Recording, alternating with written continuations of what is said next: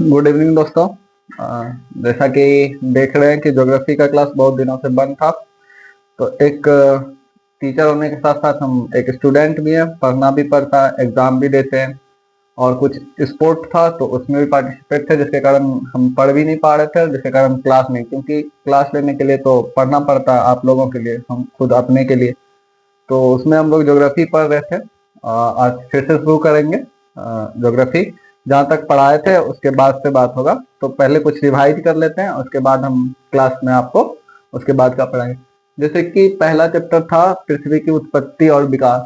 उसमें हम लोग अभी पढ़ रहे थे प्रारंभिक सिद्धांत, जिसमें पृथ्वी की उत्पत्ति के बारे में हम लोग पढ़ रहे थे।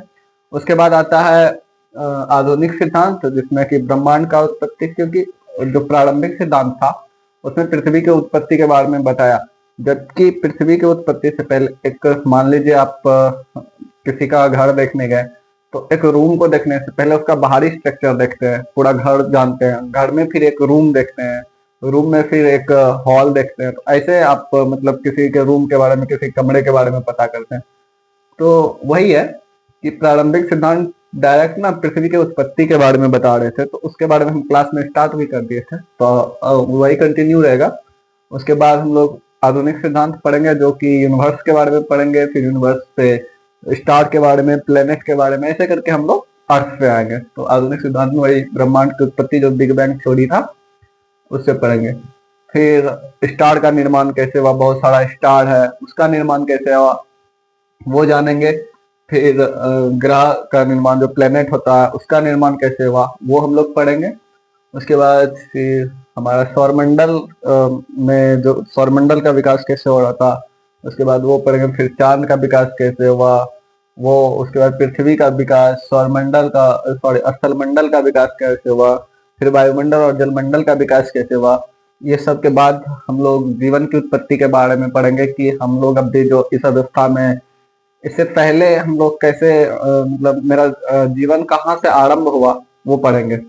तो पृथ्वी की उत्पत्ति में हम लोग पढ़ रहे थे कांट साहब के बारे में, कि कांट साहब ने क्या क्या हाइपोथेसिस दिया था, वो हम लोग पढ़ लिए थे। कि उन्होंने एक मतलब बताया था कि प्राकृतिक रूप से एक बहुत मतलब प्रारंभिक पदार्थ है, जिससे कि मैटर बना और वहां से ग्रेविटी के कारण सब अट्रैक्ट हुआ और टेम्परेचर बढ़ा, जिससे कि धीरे धीरे हमारा प्लेनेट बना। उसके बाद हम लोग कांट साहब के बाद लाप्लास महोदय के बारे में पढ़ रहे थे। तो लाप्लास महोदय के बारे में शायद तो हम अभी पूरा कंफर्म, पूरा क्लियर नहीं बताए थे, तो आज हम लोग लाप्लास महोदय से स्टार्ट करेंगे। तो उसमें था कि कांट साहब बोले थे कि जो हमारा नेबुला है वो बहुत ठंड है, और उसमें मतलब गुरुत्वाकर्षण बल के कारण सारा पदार्थ एक दूसरे में टकराया और उससे जो कोल्ड नेबुला था वो हॉट नेबुला में कन्वर्ट हुआ। मगर लाप्लास साहब ने इन्हें कोल्ड नेबुला ना कह के सीधे वो बोले कि हॉट नेबुला है, गर्म नेबुला है। वो जैसे कांट महोदय ने कहे थे कि नेबुला जो वो मतलब ठंडा है, सॉरी, हाँ, ठंडा से गर्म हुआ है, मगर लाप्लास महोदय ने कहा नहीं, ये ऑटोमेटिक पहले से ही गर्म नेबुला था। दूसरा कांट साहब का कहना था कि नेबुला ना पहले मोशनलेस था, उसमें कोई गति उति नहीं थी, और उसमें धीरे धीरे ग्रेविटी के कारण, अट्रैक्शन के कारण, कोलिजन के कारण उसमें मोशन आया और वो फिर गति में आ गया। और जबकि लाप्लास महोदय ने जो 1796 ईस्वी में अपना सिद्धांत मतलब अपना हाइपोथेसिस दिया था, उसमें उन्होंने बताया कि नहीं, वो कोई मोशनलेस नहीं, वो रोटेटिंग ही था, वो मोशनलेस में पहले से मोशन में ही था, ना कि मोशनलेस था। फिर लाप्लास महोदय ने कहा कि इनमें साइज जब बढ़ता है तो रेडियस भी बढ़ता है, जो कि कहीं ना कहीं फिजिक्स का एंगुलर मोमेंटम जो होता है उसके विरुद्ध लाप्लास, सॉरी, कांट महोदय ने अपना सिद्धांत दिया था, जो कि आगे चल के गलत साबित हुआ, क्योंकि जब कोई चीज का वेलोसिटी बढ़ता है तो रेडियस घट जाता है। मगर लाप्लास कांट महोदय ने कहा था कि रेडियस भी बढ़ रहा है और वेलोसिटी भी बढ़ रहा है, तो फिजिक्स के नियम के वो खिलाफ था, तो इनका क्रिटिसिज्म हुआ। जबकि हमारे लाप्लास महोदय ने बताए थे कि जब कोई चीज का साइज होता है वो रिड्यूस जब होता है, वो जब फैलता है तो कहीं ना कहीं उसका टेम्परेचर डिक्रीज होता है। उसमें जो हीट था वो पहले हॉट नेबुला था, वो जब कोई चीज इंक्रीज कर रहा है तो वो टेम्परेचर घटने से वो हीट से कोल्ड नेबुला की तरफ बढ़ेगा और साइज धीरे धीरे डिक्रीज करेगा। क्योंकि आप बैलून फुलाते हैं, तो बैलून जब फुलाते हैं तो उसमें क्या होता है, हम एयर फूकते हैं, तो एयर में क्या होता है, वो गर्म होता है, जिसके कारण वो फैलता है, फैलते रहता है, फैलते रहता है। मगर एक समय के बाद जब वो फूटता है या फिर उससे हम छोड़ते हैं तो वो क्या होता है, गर्म हवा निकलने लगता है, तो सब कुछ सिकुड़ने लगता है। तो वही लाप्लास महोदय ने भी नेबुला के बारे में बताया था। तो उन्होंने जो थ्योरी दिया था उसमें उन्होंने कहा कि ये जो हॉट नेबुला है ये पहले से ही गर्म है और रोटेटिंग है, ठीक। और दूसरा कि ये गैस है इसमें, जो कि इसका मतलब गैस है, तो गैस क्या हो रहा है, फ्लो हो रहा है। फ्लो क्या होता है, कोई भी चीज में क्या होता है कि हाई से लो में, अब पानी भी डालते हैं कहीं से, तो क्या देखते हैं कि हाई है, हाई में पानी डालते हैं, मतलब ऊंचे जगह पे पानी डालते हैं तो लो में। उसी तरह एटमॉस्फेयर में पड़िएगा कि हाई टेम्परेचर से लो टेम्परेचर की ओर गैस मतलब फ्लो करता है, एयर फ्लो करता है। तो ये चीज लाप्लास साहब ने भी बताया था कि जो हीट है वो गर्म नेबुला है, वो अपना हीट को लॉस कर रहा है लो टेम्परेचर की ओर, तो जिससे क्या हो रहा है कि नेबुला सिकुड़ रहा है और वो प्लेनेट का निर्माण कर रहा है।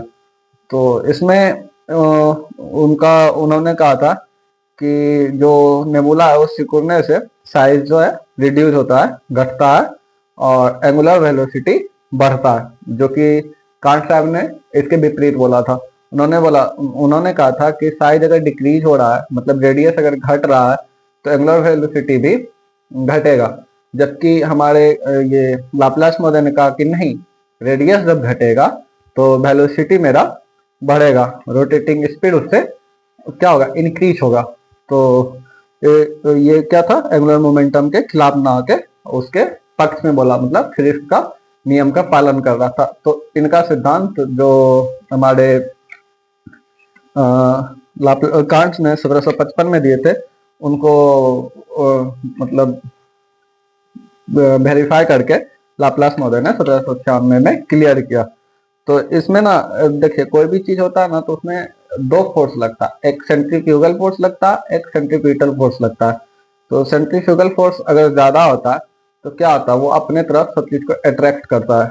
तो उसी उसी से क्या होता है कि उसी फिजिक्स पे काम कर रहा था मेरा नेबुला, जो का लाप्लास महोदय ने कहा कि नेबुला का जो आउटर पार्ट था वो नेबुला से अलग होकर रिंग बना रहा था। क्योंकि कोई भी चीज जब घूमता है, मान लीजिए ऐसे कोई चीज है, ठीक ना, इसको जब आप घुमाते हैं तो इस पर दो चीज लगता है, एक सेंट्रीफ्यूगल एक सेंट्रीपिटल, एक अंदर की तरफ लगता है और एक बाहर की तरफ लगता है। तो इसी में उन्होंने बताया कि जब ये घूम रहा था तो सेंट्रीफ्यूगल फोर्स होने से मेरा 9 प्लेनेट 9 रिंग बनता है, और बाद में यही 9 रिंग जो है प्लेनेट बन जाता है। जो और बीच वाला पार्ट होता है, जैसे कि ये घूमने से ये जो बीच वाला पार्ट होता है ये गर्म हो जाता है, और यही गर्म चीज आगे जाके सन बनता है।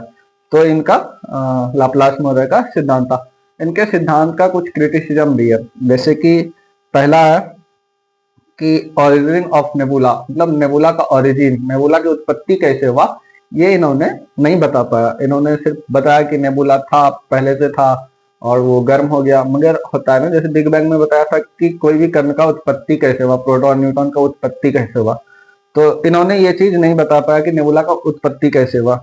फिर इनका इनका क्रिटिसिज्म हुआ कि सोर्स ऑफ हीट क्या था, हीट का सोर्स क्या था। कोई भी चीज अगर हीट हो रहा है, ठंड है तो वो गर्म हो रहा है, या पहले से गर्म है, तो उसका सोर्स क्या, वो इन्होंने नहीं बता पाया।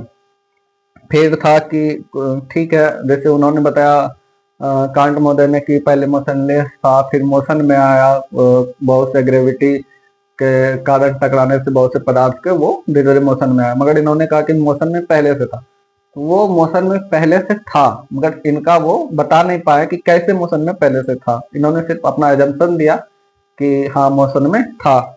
फिर फिर इनका एक क्रिटिसिज्म हुआ कि जब कोई भी चीज घूमा तो 9 ही प्लेनेट क्यों आया, 10 क्यों नहीं आया, 7 क्यों नहीं आया, 6 क्यों नहीं आया, 1 ही क्यों नहीं रहा। इस पे भी ये बता नहीं पाया कि 9 ही क्यों आया। तो इसका एक क्रिटिसिज्म ये फिर हम लोग नेक्स्ट जो है थ्योरी अगला वीडियो में देखेंगे।